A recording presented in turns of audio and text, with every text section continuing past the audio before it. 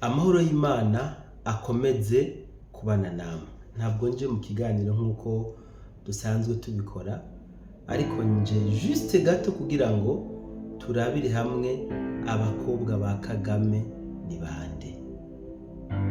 Abakobwa ba Perezida Paul Kagame ni bande. Nshimye kugira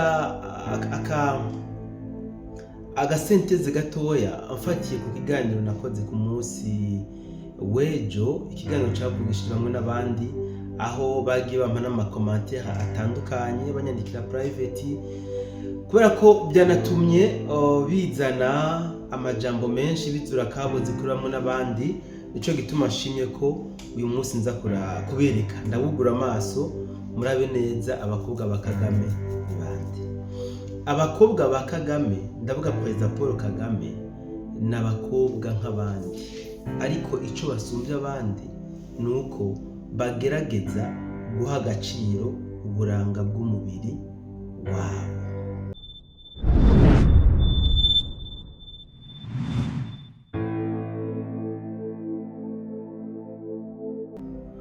Uri umukobwa w'umunyarwandakazi ufise uburanga bw'umubiri, aho kabisa uri umukobwa wa Perezida Paul Kagame, kandi hariho na budget iri destine yo guhereza abo bakobwa biwe kugira ngo bakomeze kwigira beza cyane gusumba, bitewe nuko haba hariho imigambi imwe n'iyindi abagirira.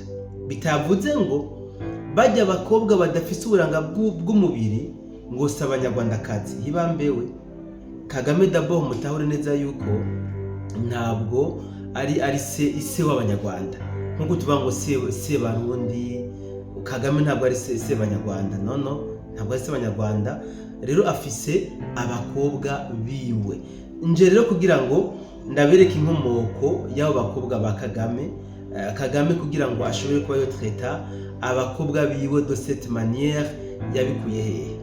Ku basomyi ba Bibiliya, murazi ko muri Bibiliya igitabo novuga bamwe bagafata nk'igitabo ceranda, haravugwa inkuru y'umusore yitwa Samusoni n'umunyafilisitiyakazi yitwa Delila. Mukeneye kumenya ijya nkuru ya Samusoni na Delila, ingene Samusoni yakunze Delila, murayisanga mu gitabo c'abacamanza ku kigabane ca 16, wanashaka guhera ku murongo wa 4.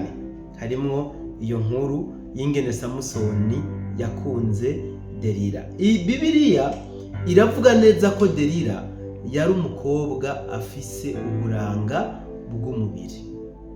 Nyuma Samusoni aza gukunda Delila, umunyamahangakazi, kandi carazira ko mu bwoko bwa Samusoni bagomba kurambagiza mu banyamahanga.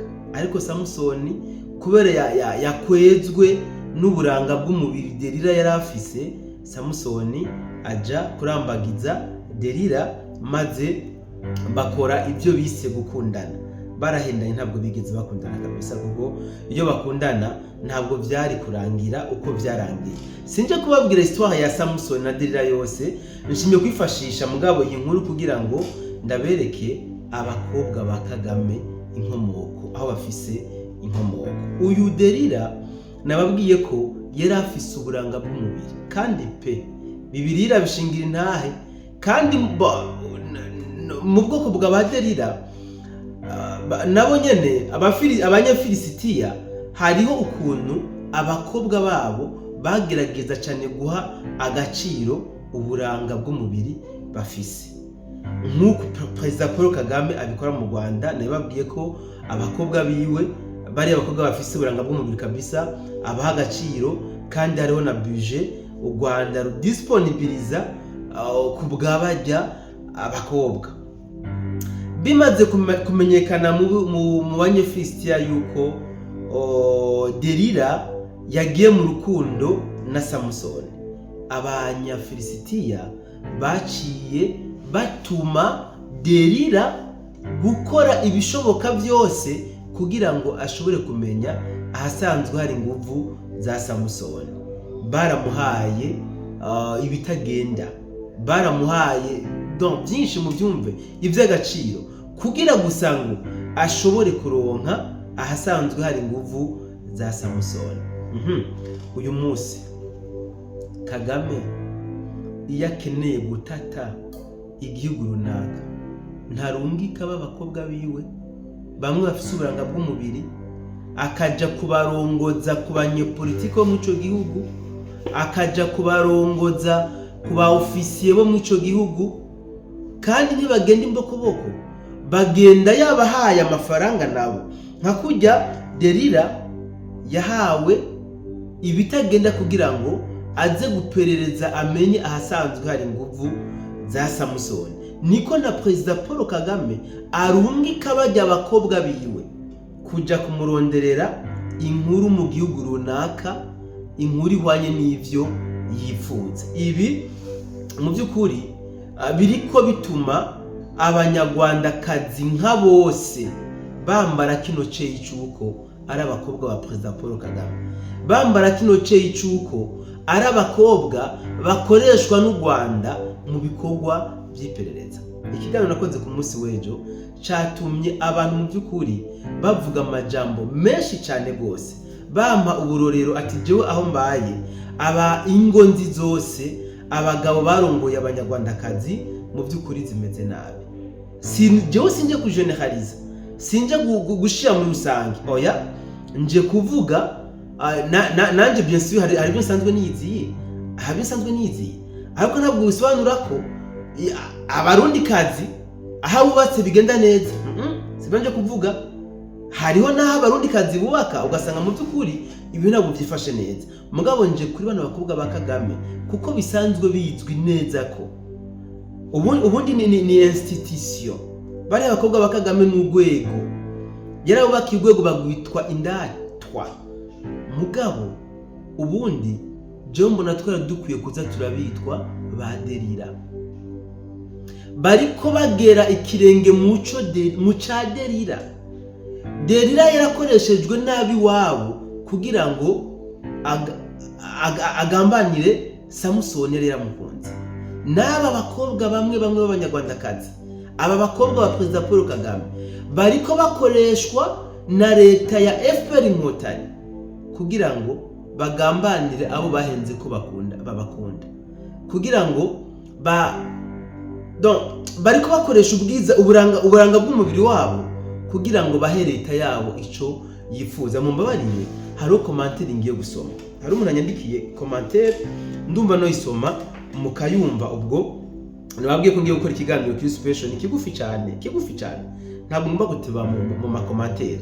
Uyu mwene wacu wandamukije amahoro y'Imana nyuma acagira ngo yariko yumvise ikiganiro nakoze ku munsi w'ejo ngo ariko ngo yarafite icyo agomba kuvuga. Yanditse ngo nagira mvuge gatoya ku kijanye n'ujya musore agira yiyahure kubera yakunze umunyarwandakazi, nyuma aza gusanga ujya munyarwandakazi atamukunda ndetse agira etat civile n'ubundi. Yabandanije agira ngo raba mu kibano turimo abagabo bafise abagore b'abanyarwandakazi bari mu bibazo bidasanzwe.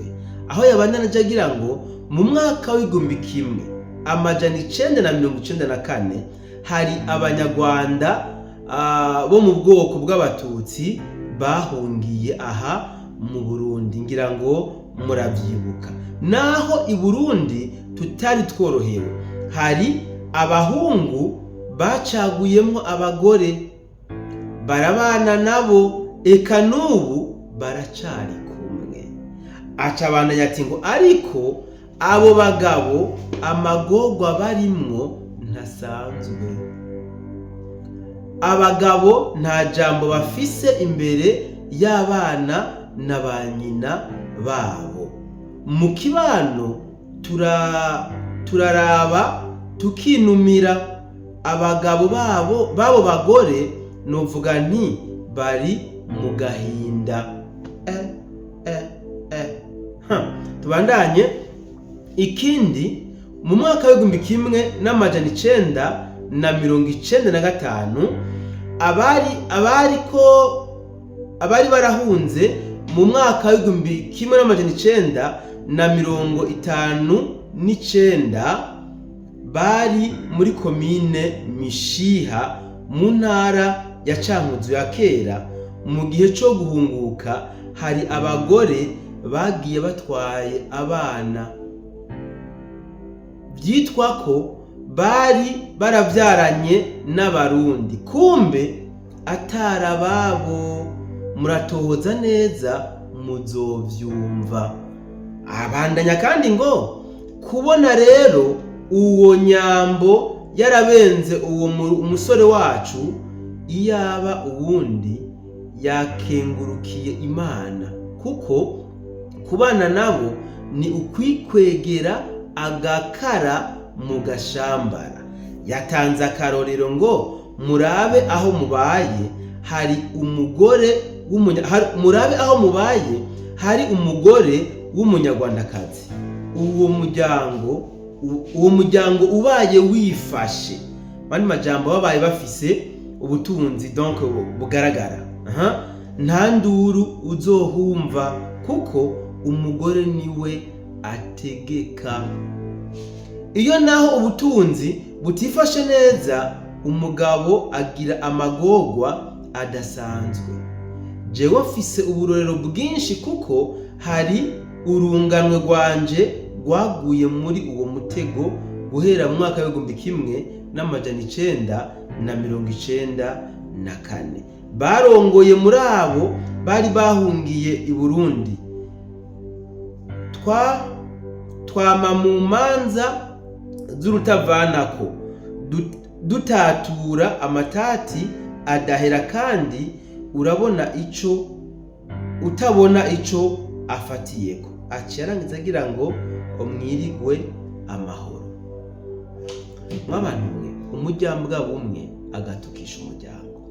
Nubwo Sogo yavuze ngo umuryango umwe akitukisha. Uwahoze ari umuvugizi w'igisirikare ca Kongo FARDC yaravuze amajambo yanatumye wanashaka hasohoka dekret yo kumukura kuba umuvugizi. Yavuze ngo umunyarwandakazi iyo umurongoye ntimuzovyarana. Umugabo abari muri babakobwa ba President Paul Kagame badirira, bamwe ahereza budget yo kugira ngo bakomeze bigira beza, kugira ngo azoze abaha demission zitandukanye mu bihugu bitandukanye. Iyo barongoye ntimuvyarana, ariko we aravyara, akavyara abana babasaza we, babavyara we, bayinarume, kugira ngo bo ntibakunda gucanga amaraso. Ngira ngo mwumvise n'uyu yadaye commentaire ko yabivuze ati muri Mishiha hariya mu ntara ya Cankuzo ya kera byarabaye abanyarwandakazi bari bahungiye mu Burundi bakabana n'abarundi, baravyaranye abana, nyuma abanyarwandakazi bahungutse bagenda batwaye abana babo. Abarundi bari bazi ko abana ari ababo, mugabo siko byari bari bacitse abarezi nka Yozefu. So rero narishimye kuza twerekane inkomoko z'abana bakobwa ba President Paul Kagame. Ngira ngo mwabumvise ni baderira n'abaderira, ariko rero bakagomba nabo kuraba bakikosora, kubera ko bariko bononera abandi banyarwandakazi aho bari hose. Uyu munsi mu bihugu bitandukanye basigaye bumva n'isoni zo kwitwa abanyarwandakazi, kubera bazi ko baca bafatwa nk'abaderira. Bisigaye batera isoni, bahitamo kwiyita abarundikazi, bahisemo guhindura nationality kubera ivyo bikorwa bigayitse Kagame abakoresha. Birababaje cyane, ariko nta kundi, namahitamo bagize. Reka wenda bashimire mwebwe mwari mubanye nanje, mukomeze kugira aho mwubahwe. Ciao ciao.